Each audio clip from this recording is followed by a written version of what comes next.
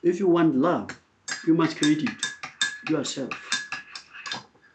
You must show the people you live with your love. You must show the people you live with, give them your love, your own love, give it to them. There will be those who will accept it. There will be those who will reject it. You must accept that. Don't expect everyone to love you. Some will want to claim you, to adopt you. Some will want to give you more than you have. Then you feel you are whole.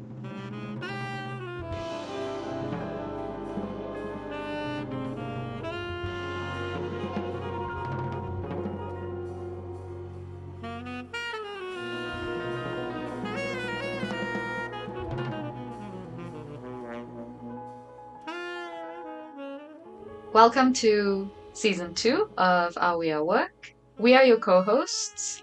I am Nadira Patel. I'm an artist, I'm a researcher, I'm a designer, and I'm joined by my wonderful co-host. My name is Kemu Busielo. When I have my tie on, I am a public relations manager in the tech world. And when I take the tie off, I like to think about personal relationships and how those weave and intertwine into our lives.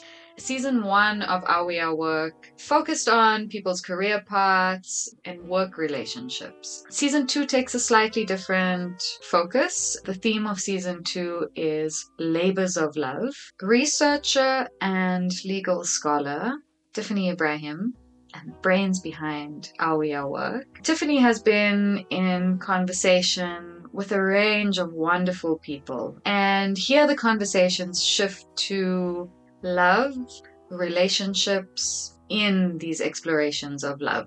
The episode we have today is titled Young Love. It's a really nice kind of way to start the series of interviews. To start with the young. Right. Well, we start with the young with a little touch of the old. Oh, yes, of course. Because this episode sees Kwena Chokoe and her partner Griffin and Tiffany take a trip out to Hammanskraal, a northern region in Gauteng, into Kwena's grandfather, Ntate Mogolo's home.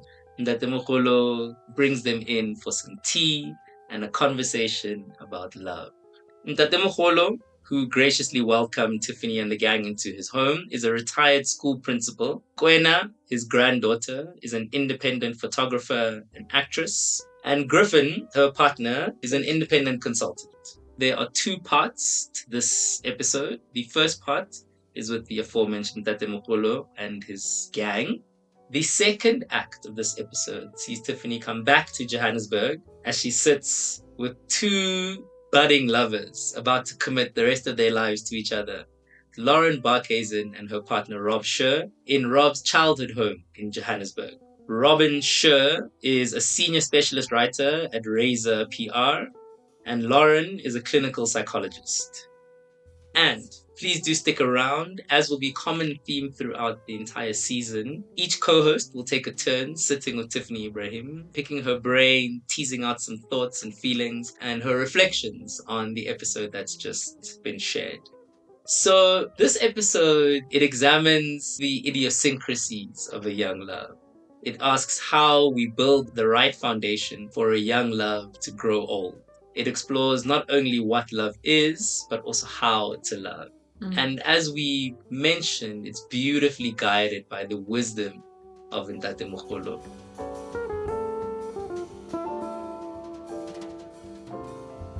You put milk in it? Yes, there's milk and sugar in that. Huh? Hey, Hey.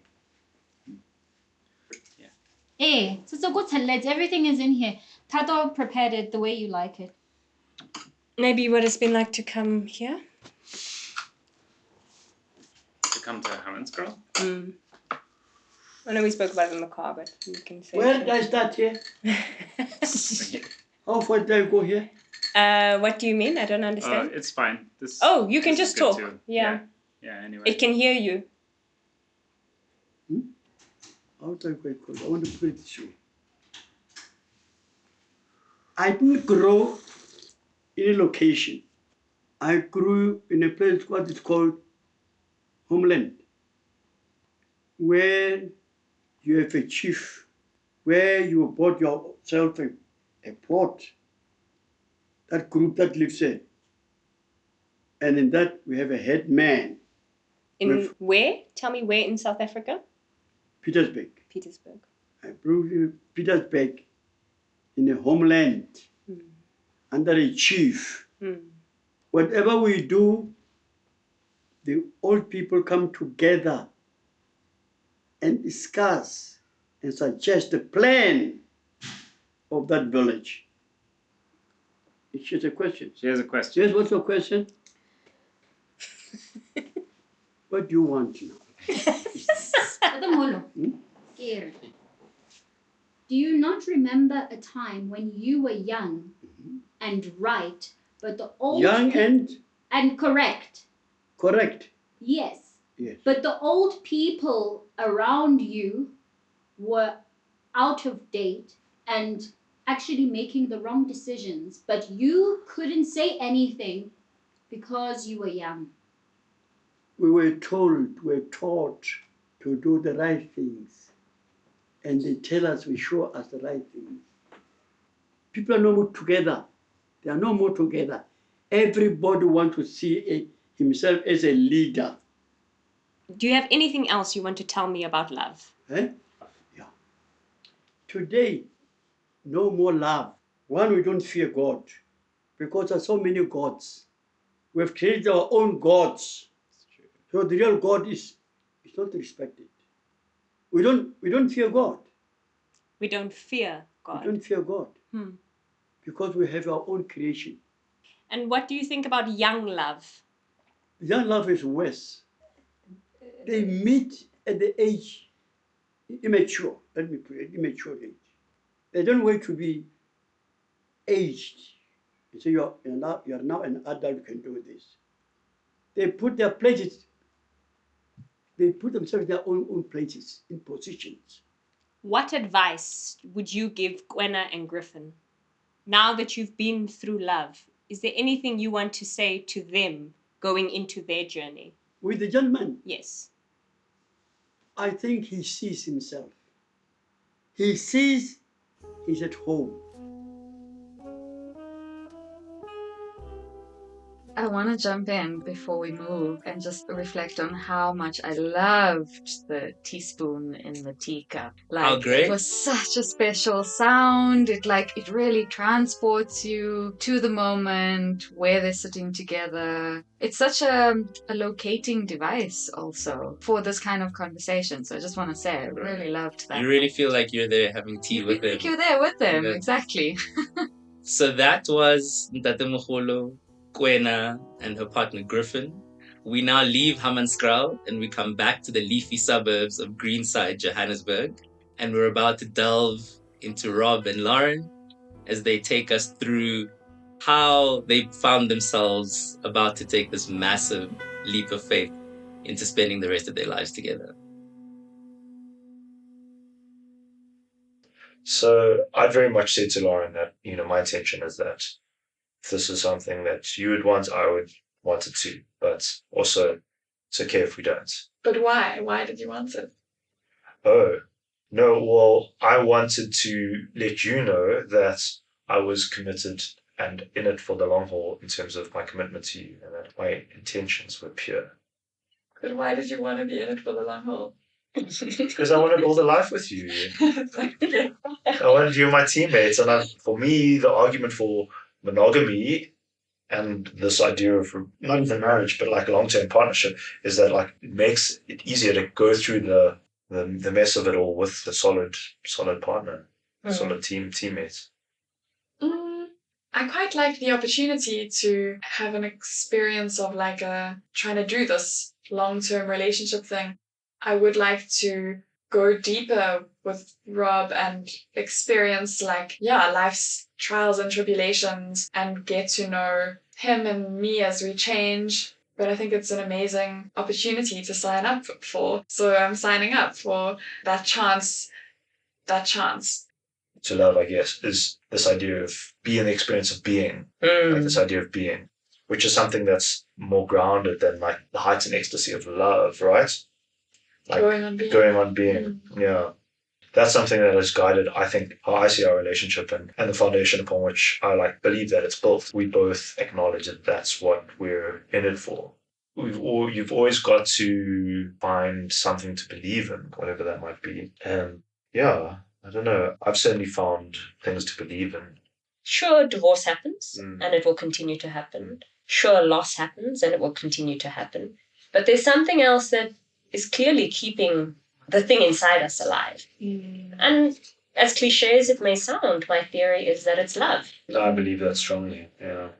Also being guided by like that feeling or intuition of, does it feel authentic? And then it does. And that's, I think, what keeps us bumbling along, is that ultimately it feels good. It's guided my whole relationship with Ryan. I felt intuitively something that's right about it. And I believe that that's been something that's led me to this point.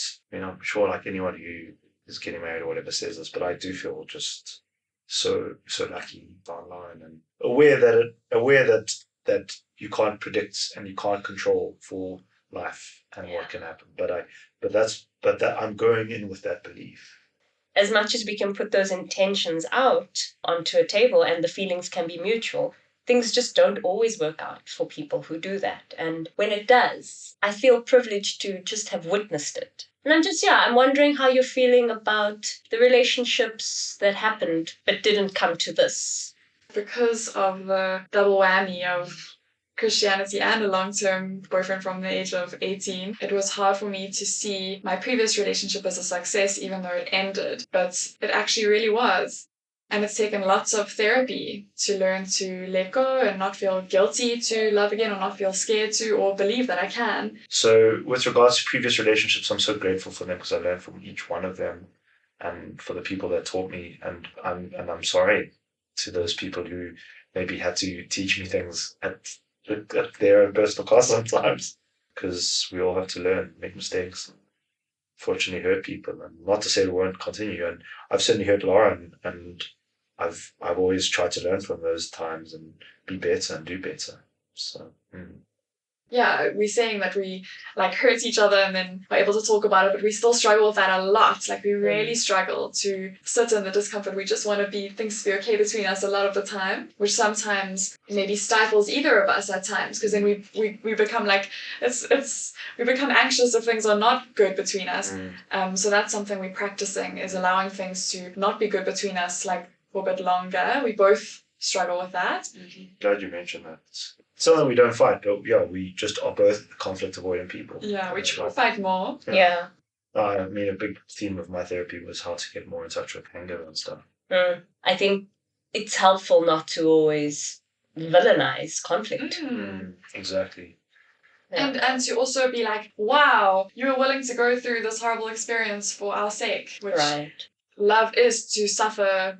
I think that real love is full of suffering, and that we will inevitably hurt each other, and to deny that is actually so naive. It's naive, yeah. It's to hide away from that reality, but it's just about how you repair and how you can look up, it might be one of those quotes there. Oh yeah, love is more than simply being open to experiencing the anguish of another person's suffering.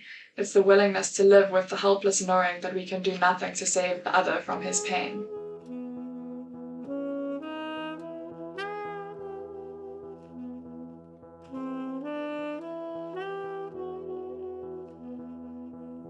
Let the record state that Ntate Mogolo is my favorite character.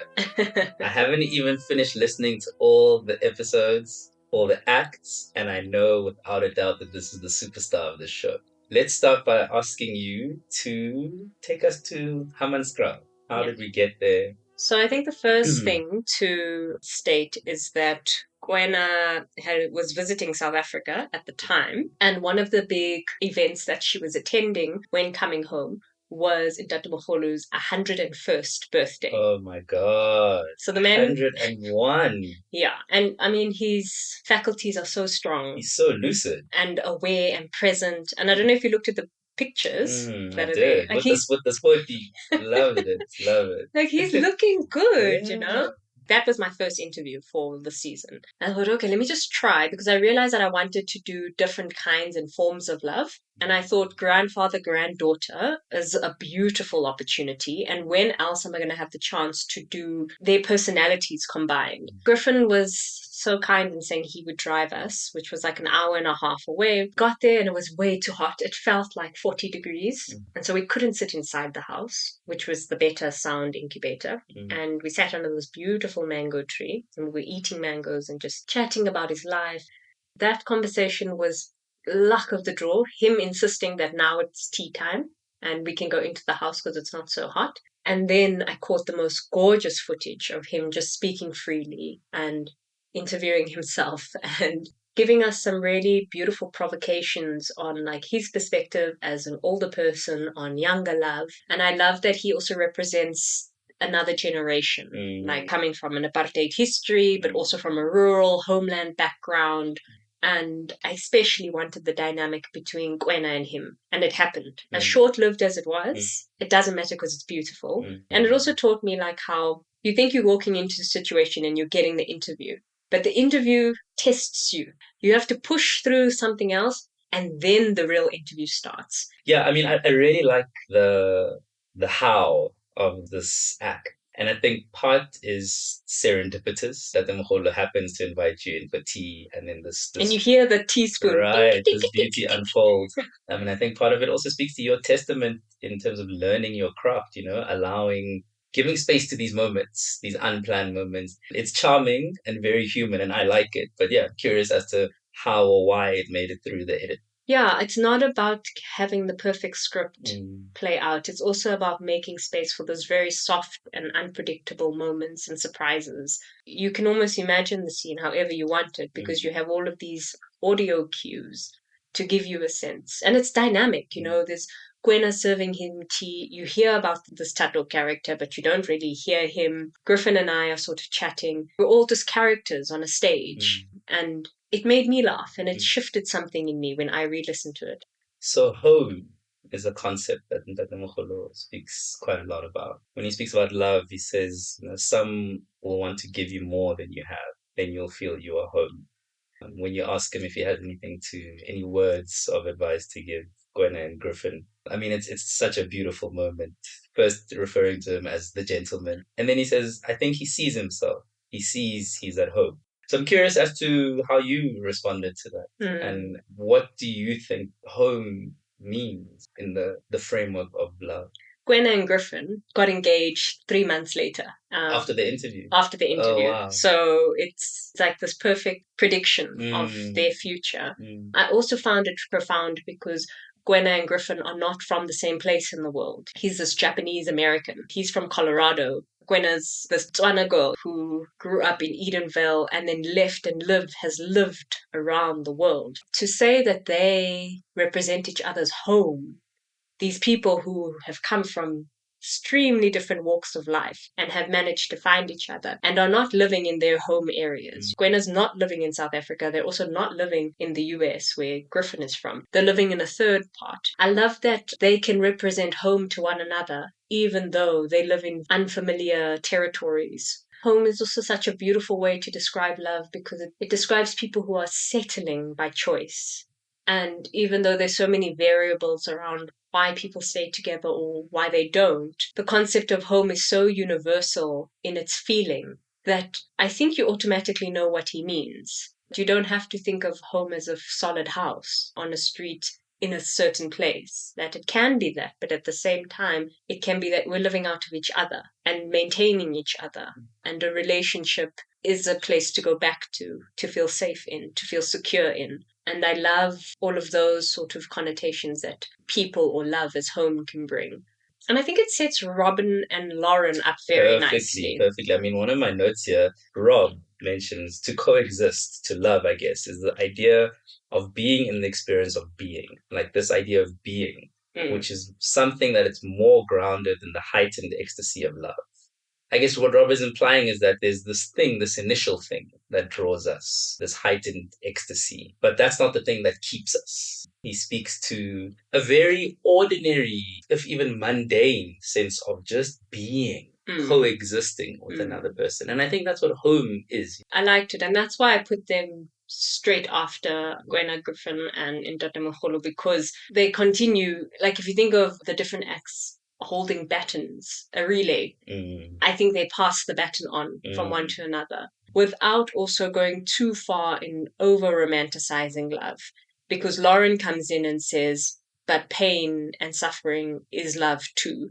And it's naive to assume that you're going to love someone and not go through hardship and painful moments. Yeah, there were so many moments that really got me thinking. One was how they spoke about their struggle to sit in discomfort. You know, Rob speaks about one of the core elements of his therapeutic process is learning how to tap into his anger.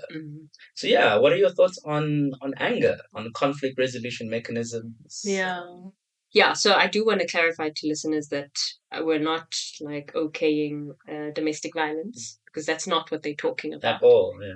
But like I said, let's not villainize anger and conflict, and understand that sometimes we need to fight more to stay together. What are my thoughts about that? I think it's tricky because I think we all process these feelings differently. And maybe that's part of the problem, is that we need to learn how to process them in a way that's more shared than individual. And that's where the gap lies, you know, when we fail to connect around those feelings. And how one bad experience with someone informs the way you behave with someone else. And that's difficult. How do we work through emotional memories that went badly because of anger? I think that's where we lose it, hey? If I'm honest. It's not how do we build happiness, but it's how do we build constructive conflict. It's definitely where I've gone wrong in my background and experiences. And I wouldn't be surprised if it's where other people have gone wrong. It's so difficult to be hurt by someone that you love. It's so difficult. I mean, Lauren touches on this, to see someone that you love hurt and know that you can do nothing about it. Yeah, I love that. I think her quote is, love is more than simply being open to experiencing the anguish of another person's suffering.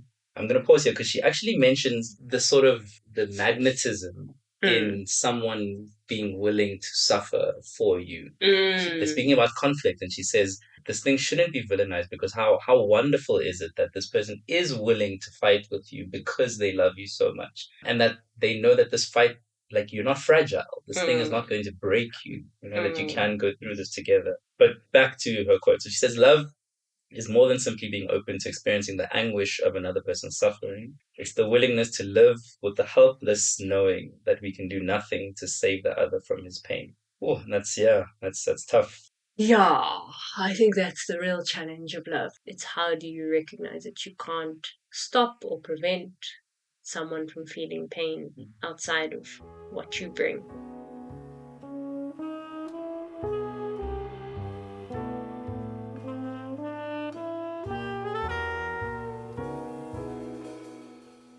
Should I go or you go? Either one. I've both go. lost it now. Yeah, you go. And we must reference the quote. Oh, where is it?